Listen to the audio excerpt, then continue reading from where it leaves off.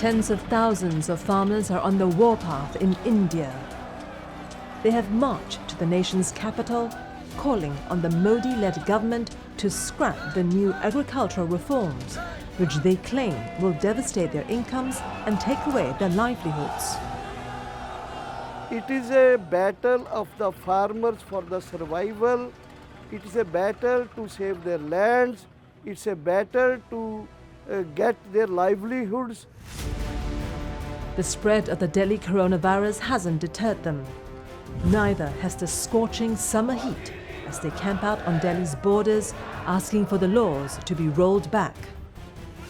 Bill ਲਾਗੂ ਹੋ ਗਏ ਉਹ ਕਹਿੰਦੇ ਵੀ ਜਦੋਂ ਬਿੱਲ ਲਾਗੂ ਹੋ ਗਏ ਅਸਲ ਤਾਂ ਕਰੋਨਾ ਮਾਰ ਦੇਵੇ ਚਾਹੇ ਸਰਕਾਰ ਦੇ ਪਾਲਿਸੀ ਮਾਰ ਦੇਣ ਫਿਰ ਜ਼ਿਮੀਂਦਾਰ ਨੇ ਬਚਣਾ ਕਿੱਥੋਂ ਹੈ ਪਰ ਸਰਕਾਰ ਫਿਰ ਵੀ ਮਤਲਬ ਆਪਣੀ ਇੱਕ ਜਿੱਦ ਤੇ ਅੜੀ ਹੋਈ ਹੈ ਮਤਲਬ ਉਹ ਕਹਿੰਦੀ ਹੈ ਵੀ ਮੇਰੀ ਜਿਹੜੀ ਈਗੋ ਹੈ ਮਤਲਬ ਮੇਰੀ ਧੌਣ ਨੀਵੀਂ ਨਾ ਹੋਵੇ ਕਿਸਾਨ ਦੀ ਲੜਾਈ ਨਹੀਂ ਹੈਗੀ ਸਾਡੀ ਹੋਂਦ ਦੀ ਲੜਾਈ ਹੈ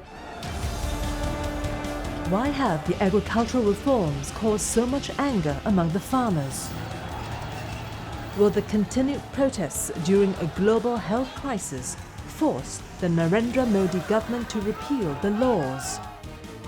Or will the months-long standoff snowball into a nationwide movement, redefining India's socio-political and economic landscape for years to come?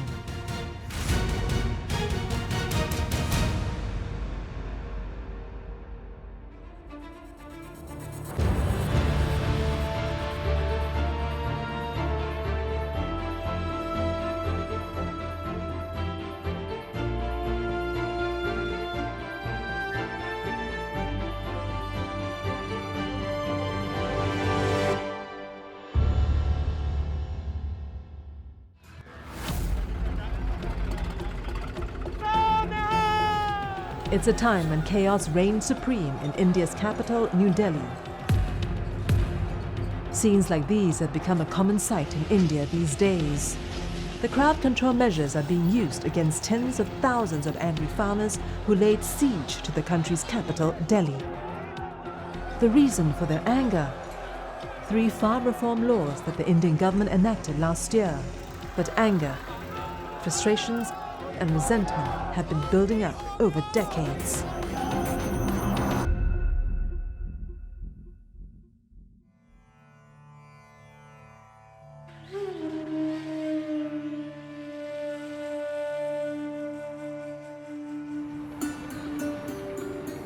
Agriculture is the primary source of livelihood for almost 60% of the Indian population.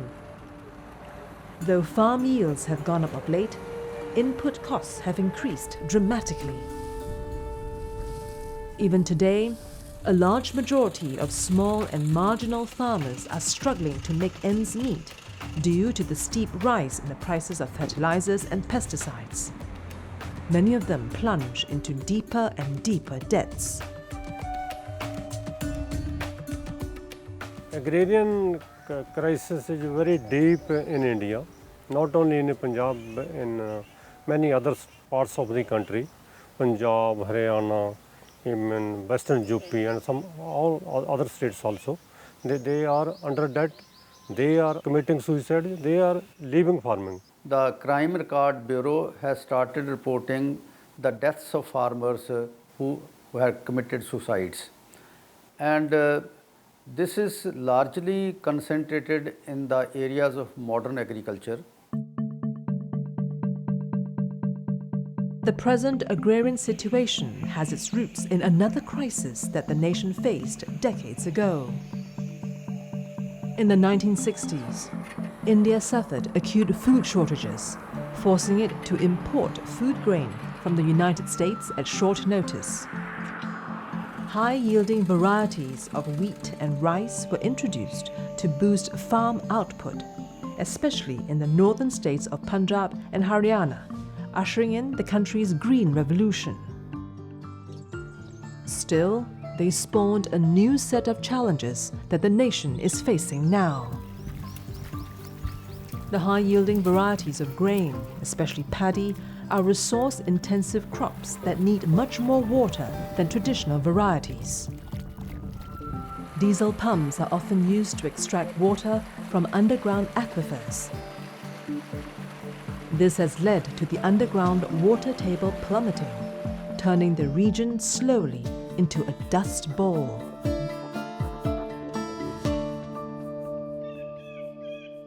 Over a 50-year period from the mid-1970s, what has happened in Punjab and in surrounding areas is that the water table, which used to be 2 meters below the surface, has gone down to 30 meters below the surface. You are talking of a catastrophic drop. Water table is reducing at a alarming rate, virtually 50 centimeter in a year. The concern is that down the line 15 to 20 years Punjab may become desert.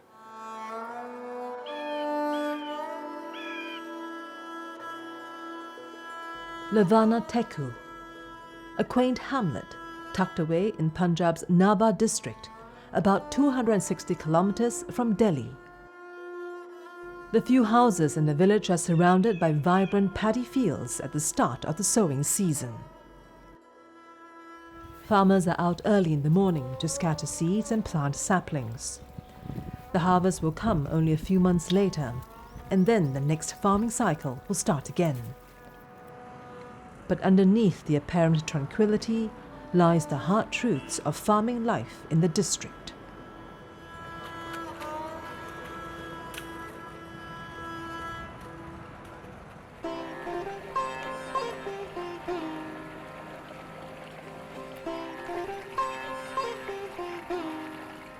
A small farmer, such as 52-year-old Kesa Singh, knows the reality all too well. A third-generation farmer, Kesa never really longed for a life of farming. He did his master's in education at the university and wanted to get out. But he couldn't get a government or private sector job. For the last 2 decades, Kesa has been struggling to survive as a farmer. ਪਰ ਉਹ contract farming ਦੇ ਵਿੱਚ ਉਹਨਾਂ ਦੀ ਸ਼ਰਤਾਂ ਹੀ ਇੰਨੀ ਜ਼ਿਆਦਾ ਸੀਗੀਆਂ ਜਿਹਦੇ ਵਿੱਚ ਮੈਨੂੰ 8 ਸਾਲਾਂ ਦੇ ਵਿੱਚੋਂ ਸਿਰਫ 1 ਜਾਂ 2 ਸਾਲ ਥੋੜ੍ਹਾ ਬਹੁਤਾ ਪ੍ਰੋਫਿਟ ਆਇਆ। ਜਿਸ ਤਰ੍ਹਾਂ ਕਹਿੰਦੇ ਨੇ ਵੀ ਫਸਲਾਂ ਦੀ ਵਿਭਿੰਨਤਾ ਲਿਆਓ, ਵਿਭਿੰਨਤਾ ਲਿਆਉਣ ਦੇ ਬਾਵਜੂਦ ਵੀ ਸਾਡੇ ਪੱਲੇ ਕੁਛ ਨਹੀਂ ਪਿਆ। ਉਸ ਤੋਂ ਬਾਅਦ ਸਾਨੂੰ ਫੇਰ ਉਹੀ ਜੋ ਟ੍ਰੈਡੀਸ਼ਨਲ 2 ਫਸਲਾਂ ਚੱਲਦੀਆਂ ਨੇ, ਕਣਕ ਦੀ ਹੈ ਤੇ ਝੋਨੇ ਦੀ ਹੈ, ਉਸੇ ਦੇ ਚੱਕਰ ਦੇ ਵਿੱਚ ਅਸੀਂ ਹੁਣ ਇਹ ਦੋਨੇ ਫਸਲਾਂ ਦੀ ਪੈਦਾਵਾਰ ਕਰ ਰਹੇ ਹਾਂ। ਉਹਦੇ ਵਿੱਚ ਵੀ ਜ਼ਿਆਦਾ ਹੁਣ ਐਡਾ ਇਨਪੁੱਟ ਆਊਟਪੁੱਟ ਦਾ ਹੈ ਨਹੀਂਗਾ ਕਿਉਂਕਿ ਇਨਵੈਸਟਮੈਂਟ ਜ਼ਿਆਦਾ ਹੈ ਜਿਹਦੇ ਵਿੱਚ ਪ੍ਰੋਫਿਟ ਬਹੁਤ ਘੱਟ ਹੈ। Though Kesa somehow manages to make ends meet, other marginal farmers and labourers are not so fortunate. Kesa says most farmers are facing bankruptcy, but the government has so far remained a mute spectator to their plight. ਮੁੱਦਿਆਂ ਤੇ ਸਾਨੂੰ ਪੂਰਾ sincerely ਇਹ ਗੱਲਾਂ ਕਰਤੇ ਲੋੜ ਦੇਣ ਦੀ ਜ਼ਰੂਰਤ ਹੈਗੀ ਹੈ। ਇਸੇ ਕਰਕੇ ਕਿਸਾਨ ਦੀ ਜੋ ਹਾਲਤ ਅੱਜ 95% ਕਿਸਾਨ ਅੰਦਰੋਂ ਖਾਲੀ ਜਾਪਦਾ ਹੈ। ਸੋ ਇਸੇ ਕਰਕੇ ਜਦੋਂ ਕਿਸਾਨ ਦਾ ਆਪਦਾ ਜਿਹੜੀ ਉਹਦੀ ਪੂਰੀ ਇਨਕਮ ਪੂਰੀ ਨਹੀਂ ਹੋ ਰਹੀ। In fact, between 2001 to 2011, in 1 decade, nearly 1 crore agriculture laborers and farmers have left agriculture, mostly from the category of small and marginal farmer, because their agriculture has become unviable. And out of that, those who are going out of agriculture, they are mostly joining the ranks of laborers. And this downward mobility is leading to a critical situation of farmer suicide. And farmer suicides are also accompanied by suicides by agricultural laborers. To help farmers get an assured price, the government had introduced a wholesale market system, or mandis, in the 60s. Farmers were given a minimum support price, or MSP, when they sold their produce at the mandis. The government now believes the mandi system has outlived its original purpose and is obsolete, forcing the farmers to produce much more than the demand for food grains. A minimum support price of subsidies was introduced to encourage grain production. So that solved the problem of inadequate grain production, but it created other unintended consequences. So we got the opposite problem over the last 50 years, that we have huge amounts of grain production which we are not able to consume, and they are being stored in conditions we are running out of storage space. There are lots of reports every year of huge wastages and rats eating most of the grains. The government hasn't abandoned the MSP and wholesale market system, though. It has only introduced a parallel setup through the farm reform laws to liberalize farming and allow farmers the freedom to sell their output to whoever they want. This has upset the farmers, who believe the move will end wholesale markets and assured prices, leaving them with no backup option. They also worry that large corporations will eventually take over farming and they will not have much bargaining power to set a fair price. These acts are actually the attack of the corporate world on the agriculture of India. They are going to corporatize our agriculture, by which the land, commodities and our markets will be engulfed by the corporate world.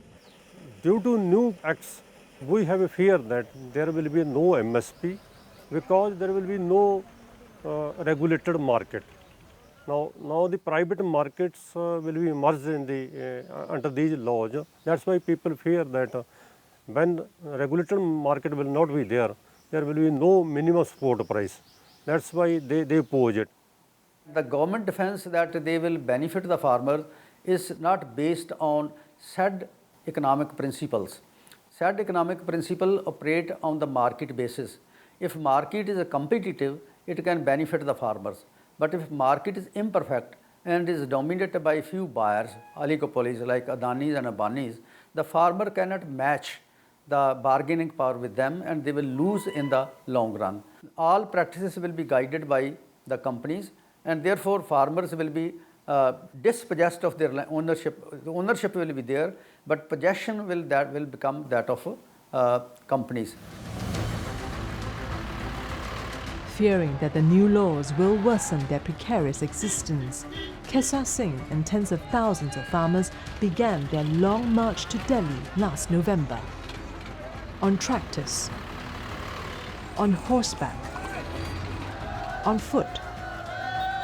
They want the government to scrap the laws and think afresh about their welfare. ਸੰਘਰਸ਼ ਚੱਲਿਆ ਕਿਸਾਨੀ ਦਾ ਜਦੋਂ 11ਵੇਂ ਮਹੀਨੇ ਦੇ ਵਿੱਚ ਪਹਿਲੀ ਵਾਰੀ ਕਾਲ ਕੀਤੀ। ਪਹਿਲਾਂ 2 ਮਹੀਨੇ ਤਾਂ ਪ੍ਰੋਟੈਸਟ ਇੱਥੇ ਪੰਜਾਬ ਦੇ ਵਿੱਚ ਹੁੰਦੇ ਰਹੇ, ਰੋਡ ਜਾਮ ਕੀਤੇ, ਕਚਹਿਰੀਆਂ ਦੇ ਵਿੱਚ ਐਸਡੀਐਮ ਨੂੰ ਡੀਸੀ ਨੂੰ ਮੰਗ ਪੱਤਰ ਦਿੰਦੇ ਰਹੇ। ਸੋ ਉਸ ਤੋਂ ਬਾਅਦ ਜਦੋਂ ਜਿਉਂ-ਜਿਉਂ ਲੋਕ ਜੁੜਦੇ ਗਏ, ਲੋਕਾਂ ਨੂੰ ਇਹਨਾਂ ਬਿੱਲਾਂ ਬਾਰੇ ਪਤਾ ਲੱਗਦਾ ਗਿਆ। ਸੋ ਉਸ ਤੋਂ ਬਾਅਦ ਫਿਰ ਇੱਕ ਪੂਰੀ ਜਥੇਬੰਦੀ ਵੱਲੋਂ, ਪੰਜਾਬ ਵੱਲੋਂ, ਕਿਸਾਨਾਂ ਵੱਲੋਂ ਇੱਕ ਕਾਲ ਦਿੱਤੀ ਵੀ ਚਲੋ ਦਿੱਲੀ ਜਾ ਕੇ। The government argues that the reforms haven't taken away any existing rights. It says the wholesale markets and MSPs will remain and the farmers can sell their produce there if they want to.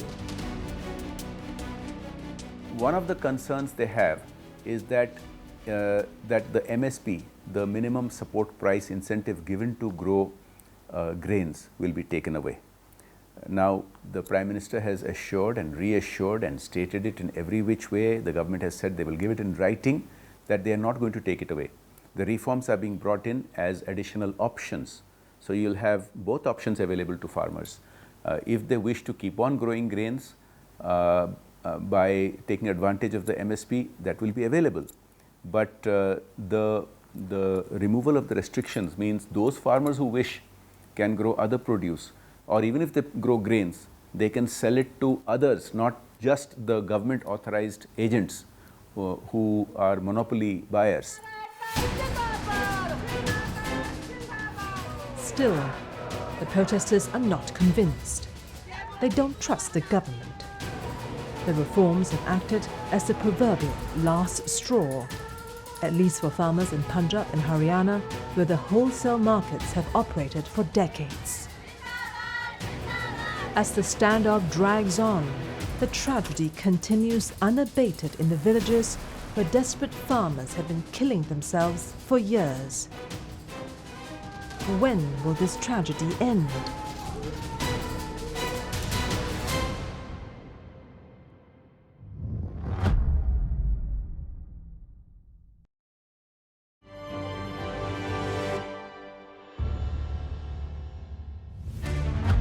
India faces a crisis within a crisis. First came COVID-19 last year, and then a devastating second wave of the virus in 2021.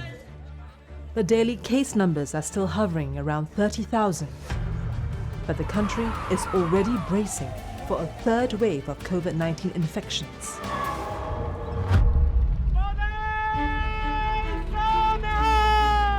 To compound the government's woes is the farmers' rally launched last year, ignoring all COVID protocols. The farmers argue that the farm laws are more dangerous to their well-being than the virus itself. The latest numbers from Punjab, where the protests first began, are particularly alarming. The virus has spread to the villages, and the state's case fatality rate, or death rate, is 2.7%, especially in the rural areas. This is much higher than the national average of 1.1%. The total number of COVID cases in the state in 2021 increased from 160,000 in January to 590,000 in July.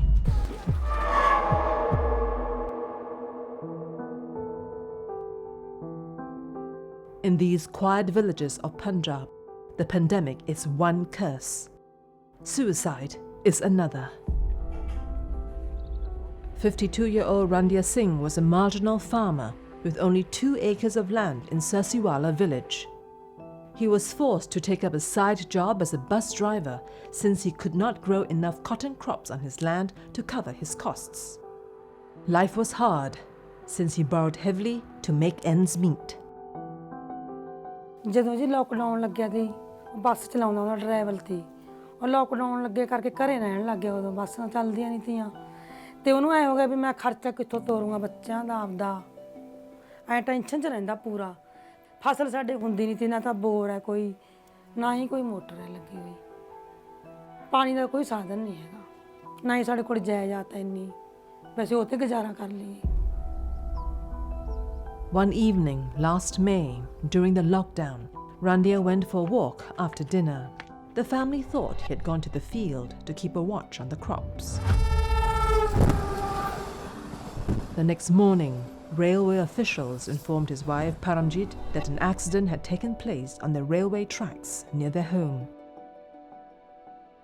ਕਹਿੰਦੇ ਵੀ ਕੋਈ ਬੰਦਾ ਕੱਟ ਗਿਆ ਉੱਥੇ ਫਿਰ ਦੇਖਣ ਵਾਗੇ ਗਵਾਂਢੀ ਆਂਢੀ ਸਾਰੇ ਤੇ ਸਾਨੂੰ ਉੱਥੋਂ ਪਤਾ ਲੱਗਿਆ 10:30 ਵਜੇ ਜੀ ਉਹਦੀ ਮੌਤ ਹੋਈ ਹੈ ਉਹ ਇਸ ਕਾਰਨ ਗੱਡੀ ਸਾਡੇ ਨੇੜੇ ਪੈਂਦੀ ਹੈ ਜਿਵੇਂ ਫਾਟਕ ਲਵੀ ਹੈ ਉਹਨੂੰ ਲੋਕ ਟੋਕਦੇ ਵੀ ਮੈਨੂੰ ਪੈਸੇ ਦਿਓ ਵੀ ਲੋਕਡਾਊਨ ਲੱਗ ਗਿਆ ਉਹ ਦੇਵੇ ਕਿੱਥੇ ਜਦੋਂ ਉਹਦਾ ਕੰਮ ਹੀ ਰੁਕ ਗਿਆ ਬੱਸਾਂ ਖੜ ਗਈਆਂ ਡਰਾਈਵਰ ਤੇ ਉਹ ਬੱਸਾਂ ਖੜਨ ਕਰਕੇ ਬਸ ਟੈਨਸ਼ਨ ਲੈ ਗਿਆ They have only small land patch which is the only asset they have to manage and they know it very well that now they are in debt trap. If they are highly humiliated by money lenders and other people, they have found easiest ways that commit suicide so that they will not face humiliation any further. Now this is unfortunate reality of rural India.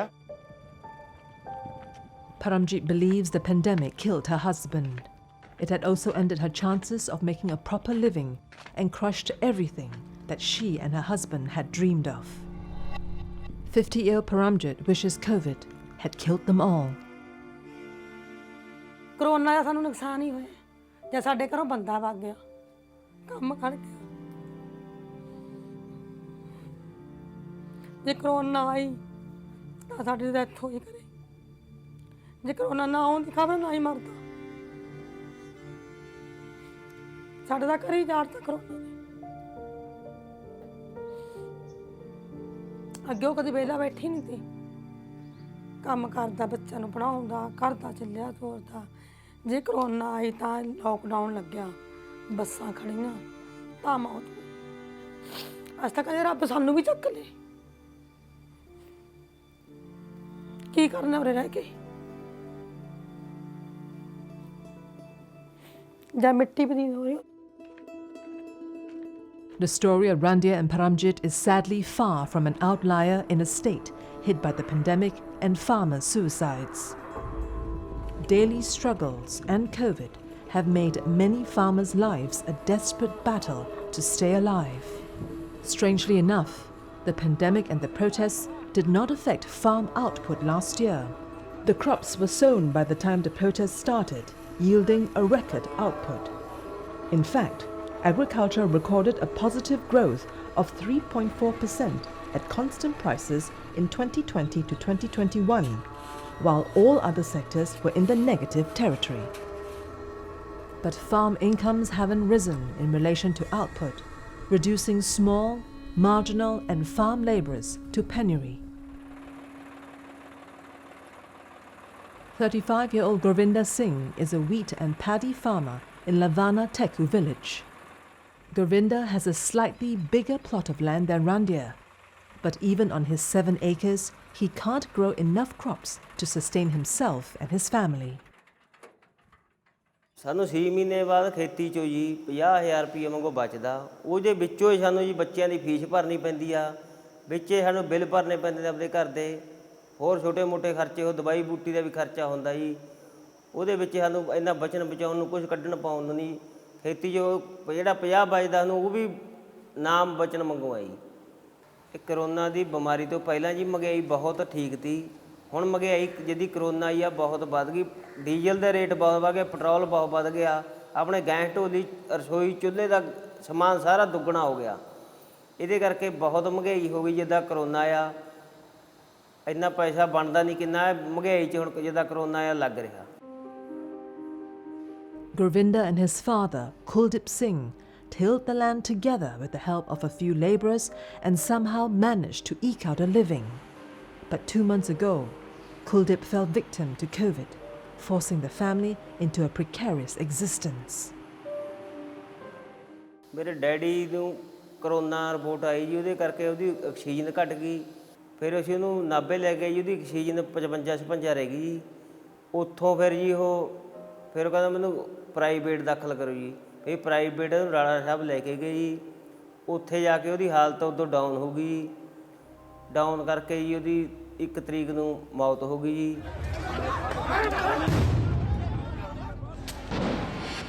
But the protests haven't stopped on the Delhi border. Neither has suicide by farmers facing bankruptcy, debts and crop failures. In 2019, it was estimated that more than 10,000 farmers and farm labourers killed themselves across the country. But in Punjab, the situation is particularly alarming. More than 16,600 farmers have killed themselves in Punjab from 2000 to 2018. And last year, at least 1 farmer's suicide took place every day in the state, according to activists who are collecting data. The basic reason is that the farmers are not getting the profitable rates. Now about 90% farmer families of the Punjab are under debt and majority of them are compelled to go for the suicide. So this crisis is going to deepen more and more without the intervention of the Indian state and the provincial governments. Farmer suicides are a terrible thing and they have been going on not for years but for decades. So if you look at news reports every year, not just for last few years but for last many decades, you have had farmer suicides. As I said, it's a large and complicated problem. It's not easy to just flick a switch and solve the problem, especially when people are hypocritical and they were supporting the changes until the changes were made, then they are opposing it because they have a single point agenda that Modi must be opposed, the BJP must be opposed. And so it's difficult to implement it. But if you look at the statistics, farm incomes have been going up, particularly the direct transfer, the DBT, direct transfer of benefits going to farmers, to actually millions of farmers in the last few years has started making a huge difference. You can look up the statistics. Farmers' incomes have been growing, but they need to go further. And once these reforms are fully implemented, I think you will see many of the angles of the farming crisis, such as desperation, suicides, will come down dramatically. The government is clear in its mind on the need for farm reforms. It wants to liberalize the country's agriculture and wipe out the middleman system so that farmers can buy and sell directly to whoever they want. But farmers, mainly from Punjab and 2 other North Indian states, are not convinced.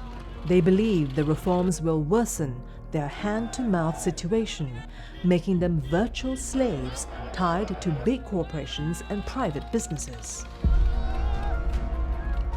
Can the protesters carry on their struggle at Delhi's doors until the government gives in?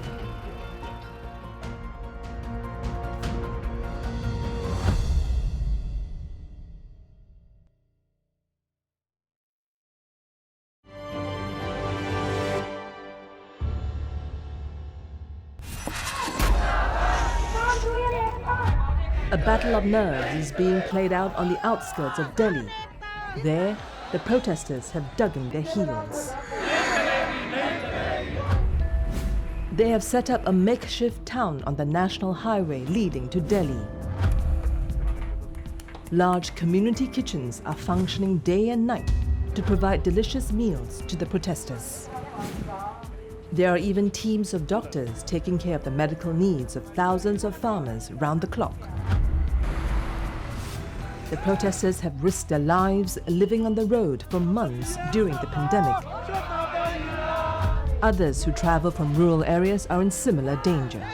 But they believe that the threat posed by COVID is less than the potential danger from the farm laws that would destroy their lives and livelihoods. We have had over 500 deaths at the farm protest. Not a single patient died from COVID. We have COVID kits, we have tested patients, we have monitored patients, self-isolated patients, and to this day we don't have COVID here. Yes, farmers are all over India, so farmers who are not in the protest might have died from COVID, but no patient has died from COVID from the protest. Farmer leader Dr. Dasham Pal, also camping out on the roadside, echoes Dr. Singh's sentiments. The 68-year-old medical doctor is the unifying force behind the protests. 20 years ago, Dr. Pal had given up his job in the Punjab Medical Service and started farming on his family's 15 acres of land. Despite being a qualified medical professional, Dr. Pal denies the rally is a super spreader event. He says that the organizers have put in place all the necessary measures to prevent that from happening. No, it's a super lie. It's a super lie that we are super spreading, say, points. That's wrong. Because I can say the elections in Bengal or this Kumbh in the Hardwar, they were the super spreader sites. All the rulers, especially the BJP leaders, went there and had big gatherings. And in Kumbh Mela also there were big gatherings. So why they are saying us only as super spreaders when we told them that we are taking all the precautions, number one. Number two, we are isolating each and every person, each and every farmer who had a fever, who had some cough. We were trying to get the best treatment for them in the hospitals which were located in our dharna site. The reality is, the hypocrisy is so blatant, anybody ought to be able to see through it. The same people who oppose opening of religious gatherings because of crowding, they openly, blatantly say on camera to television that they don't care, and even if the pandemic spreads because of the protesters, then so be it. So that hypocrisy needs to be called out. And yes, of course, one of the reasons Delhi saw a surge of this second wave in April and May is because of these large gatherings of farm protesters. But the farmers have refused to budge. The freezing winter hasn't weakened their resolve. Neither have the searing North Indian summer heat and rain forced any change in their plans. If anything, the movement is growing stronger with the support coming in from all over the world. A young cardiologist has left his cushy job in a top US hospital, his home and family thrown in his lot with the farmers. 34-year-old Dr. Swaiman Singh has made the Delhi border his home for months, driven by his passion to serve his community and the needy.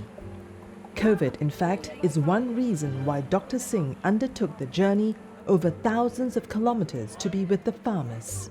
He says they are helping farmers in all possible ways to deal with the virus.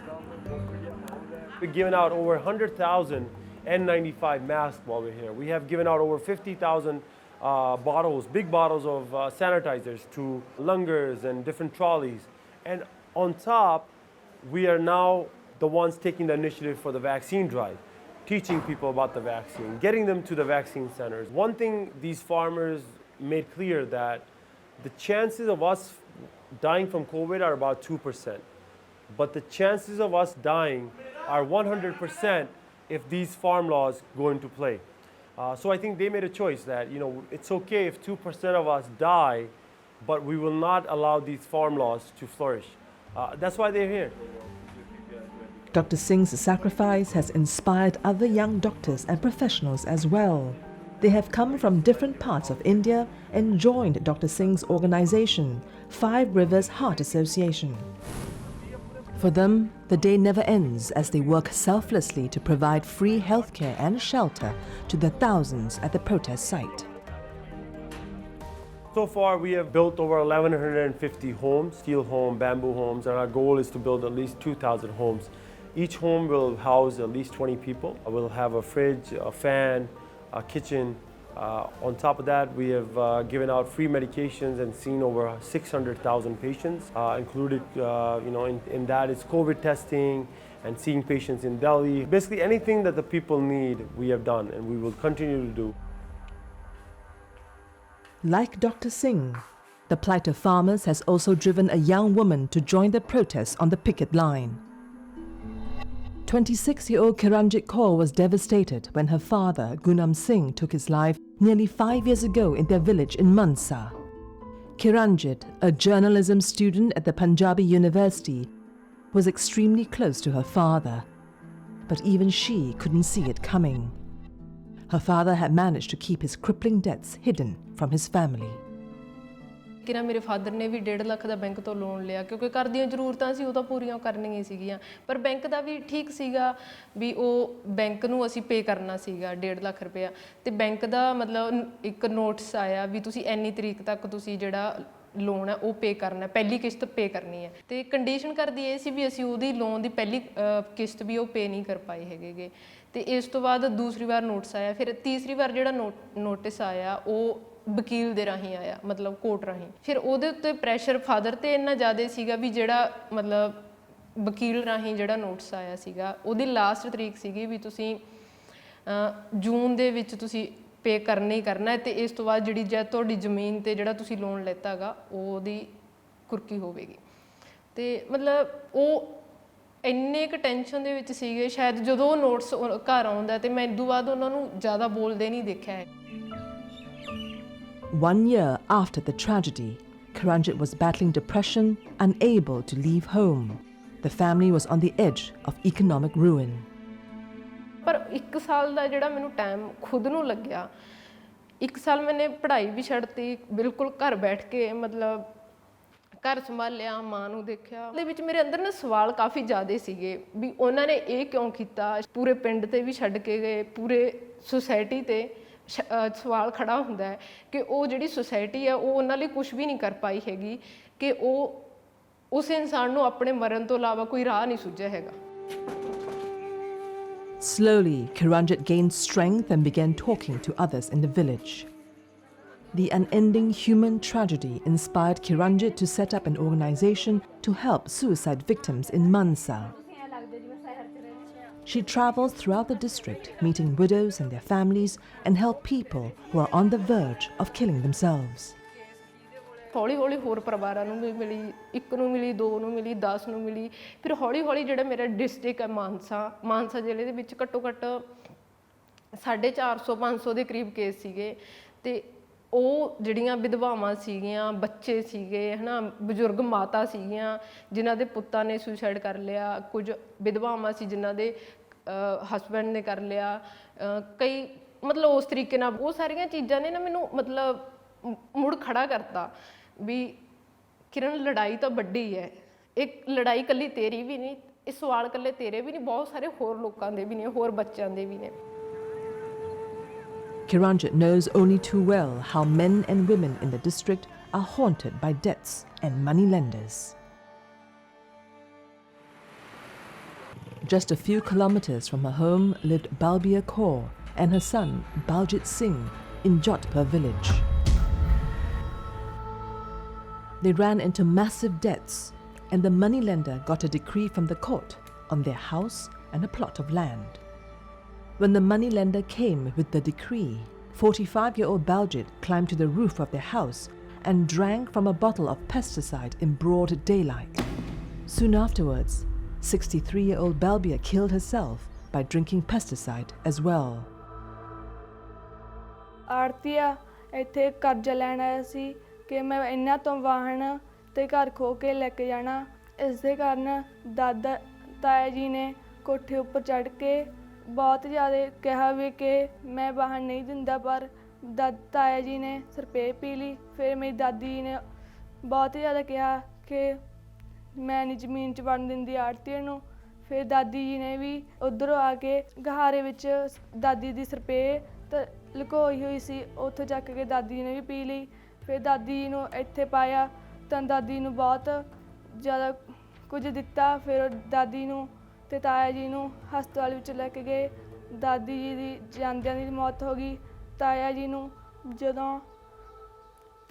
ਜਦੋਂ ਟੀਕਾ ਲਗਵਾਉਣ ਲੱਗੇ ਉਦੋਂ ਉਹਨਾਂ ਦੀ ਮੌਤ ਹੋ ਗਈ।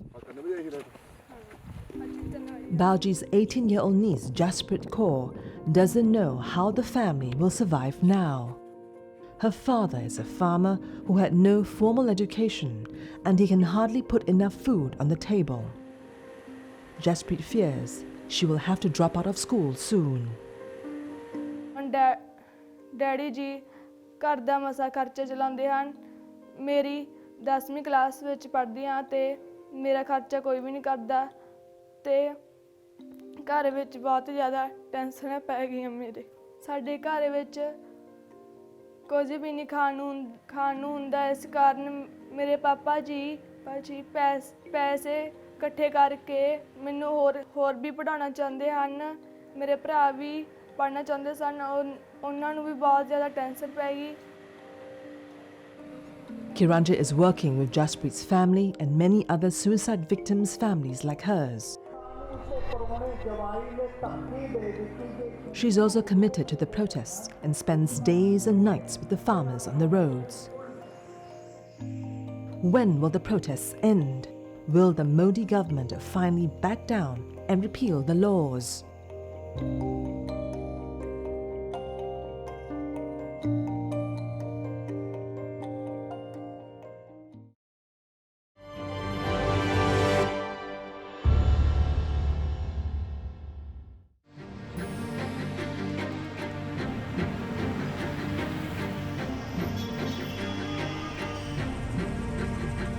A typical hazy winter morning in Delhi.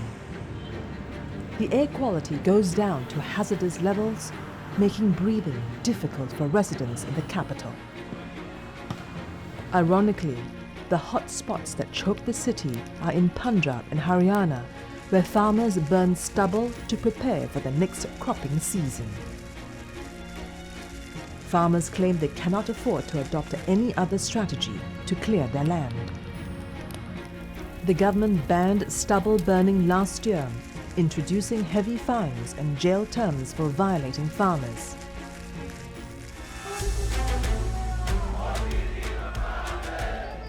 But the protesters are asking the government to withdraw the law. They're also asking the government to repeal all the farm reform laws as well. So far, the government has ruled out such a possibility.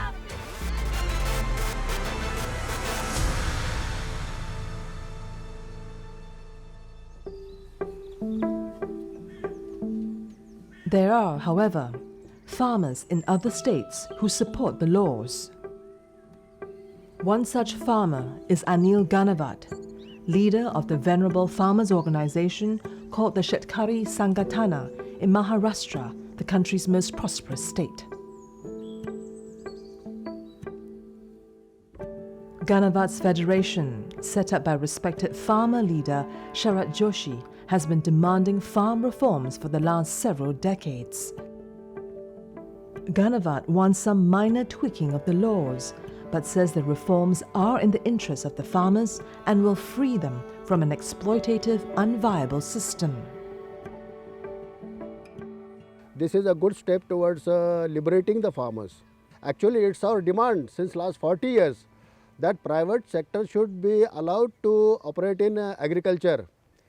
In any other sector, the private industry has done miracles. Government has done nothing. All the public sector units are at the verge of closing down. May it be Air India or some nationalized banks. So government should come out of these businesses. They shouldn't control agriculture, and they should allow the private sector to enter into agriculture. With the pandemic curve trending downwards in recent weeks, the farmers' protest is the biggest challenge that Prime Minister Narendra Modi faces. He's not known to change his decision under pressure, but can he stick to the reforms? If he concedes the demands now, he will be seen as a weak leader who introduced a significant legislation without thinking through. And experts say agricultural reforms will be pushed back for years, if not decades. No political party ever had a courage to take any reform in agriculture because they knew it that some vested interest will create a political issue, and agriculture or farmer is a big vote bank in India. So nobody had guts to challenge those status quos. Now this government has done it, and you have seen the implications and protest on the streets. And that is why it is very important that these amendments should not be withdrawn. These laws must stay. Otherwise, for next 50 years, there will not be any reform in agriculture, and farmers will be the biggest loser and sufferer in the country.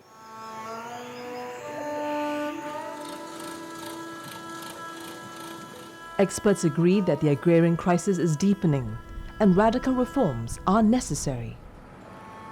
But they disagree on the laws that have been enacted. Some support them, others are in opposition, and protesters are not giving up. In Sirsiwala village, Randia Singh's widow Paramjit believes the repeal of laws could change their precarious condition for the better. ਜਿਹੜਾ ਦਿੱਲੀ ਧਰਨਾ ਚੱਲ ਰਿਹਾ ਉਹ ਕਾਨੂੰਨ ਰੱਦ ਹੋ ਜਾਣਾ ਸਾਨੂੰ ਮਾੜਾ ਮੋਟਾ ਫਾਇਦਾ ਹੋ ਜੇ ਮਹਿੰਗਾਈ ਘਟ ਜੇ ਮੇਰਾ ਬੇਟਾ ਵੀ ਗਿਆ ਸੀ ਧਰਨੇ ਤੇ At the protest site, American cardiologist Dr. Swaiman Singh is ready for the long haul. He is not quitting either. As long as the farmers are here and they need help with medicine, I'm going to stay here. I'm not going to go back until the farmers go back, and farmers are not going to go back until these 3 laws are repealed. As the standoff drags on and the charges and counter-charges fly thick and fast, Prime Minister Modi looks significantly weakened. At no time during the last 7 years of his prime ministership did he face such a huge challenge that threatens to weaken his critical base among the country's poor. For now, though, the ruling party is holding firm. Without any doubt, these reforms have been overdue for decades. For many decades, every sane person has been asking for precisely these reforms. And so, yes, indeed, in the coming years, this will transform the agri-sector in India, improve farmers' lives and their livelihoods. It is only a limited number of farmers, and especially middlemen and agents, who are asking for the repeal of the laws. These are from Punjab and related areas. There are no demands or protests for repealing of the law in, as I said, Tamil Nadu, Kerala, Karnataka, Andhra Pradesh, Telangana, Odisha, West Bengal, Assam. I can go on and on. Can Modi-led BJP go into a series of crucial elections next year, including in Punjab and the largest state of Uttar Pradesh, if the standoff doesn't end by then? The answer is not yet clear, since it's not known who will blink first. In the larger interest of the country, in the larger interest of the revival of the economy, and in the larger interest of welfare of the society, government must blink first. It should not allow the situation to deteriorate. Already more than 500 farmers have died in this Andolan. and more may die, it will cause more pain, it will hurt the revival of the economy. No law can be simply repealed in the country just because there are few thousand people in a mob form coming into the street and saying they repeal the law. What will happen tomorrow if taxpayers goes to the street and 1,000 number and say repeal the income tax law of the country? Or industry closes down on a protest for 3 days, say no more production unless you remove the corporate tax. Is this the way to bring reforms or to the protest in the country? So farmers' argument is illogical. Their advisors have no logic or no respect for the constitution. They have no respect for the parliament. They have no respect for the judiciary. Several rounds of talks between the two sides have failed to break the deadlock so far. Modi has promised to double farmers' income. But with the laws in limbo, that looks now like a distant dream. Will a compromise be reached soon, since the stakes are high for both sides? We made it very clear that our farmers are committing suicides, our farmers are getting killed by exposure to cold, our farmers are being killed in the accidents when they are traveling to Delhi. This, we say that if someone lose his life, her life, due to COVID also, that is also being sacrificed in this movement. Because we declared it, we won't go back under the threat of COVID. We will stay here and we will say that we are losing our life. Even if with COVID, we are sacrificing our life. The government has said it very clearly that repeal is not on the table, but anything else that you want to suggest, the government is willing to work with those who are protesting to address their concerns. Since his thumping election victory in May 2019, Prime Minister Modi has faced several challenges on multiple fronts. But the pandemic last year overtook all other concerns as the country struggled to cope with an unprecedented viral onslaught. The second wave this year ripped apart the country's healthcare system. With funeral pyres burning continuously and bodies piling up, Modi looked helpless amid a crumbling system. Now, angry farmers are testing his resolve as well. Did he underestimate the determination and resilience of the farmers? Can he ride out the twin storms threatening to destabilize his government? The answers will only be known over the weeks and months to come.